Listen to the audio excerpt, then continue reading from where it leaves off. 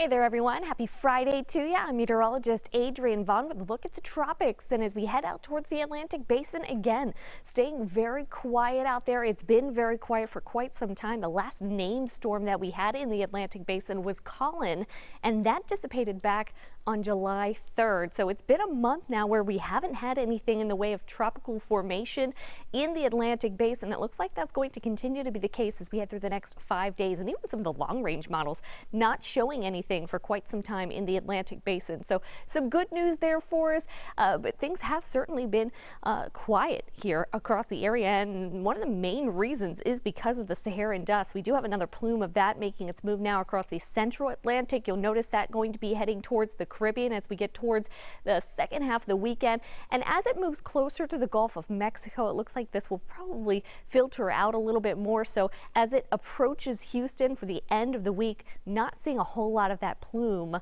left. Typically we see the peak of Saharan dust through the month of July, and through the month of August we see less and less in the way of dust. So something we'll have to continue to monitor as we head throughout the course of this month. But it's not just been the dust that's been inhibiting tropical formation here. It's also the upper level winds. They've not been favorable for tropical formation. The dust, of course, does help suppress tropical formation, and it also causes some problems too. If you have itchy eyes and throats, especially for any sensitive people, that oftentimes is because of the Saharan dust. It does bring in those hazier sunrises and sunsets, and if any of that dust does survive as it makes its approach towards the Houston area, we'll start to see that as we get towards the mid to end of next week. So still some time for that.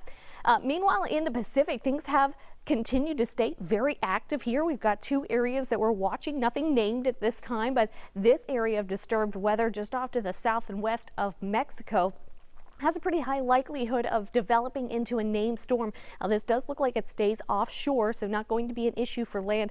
It could be bringing in some rough surf rip currents as we get towards the next couple of days, but the National Hurricane Center giving it a 90% chance of development through the next 5 days.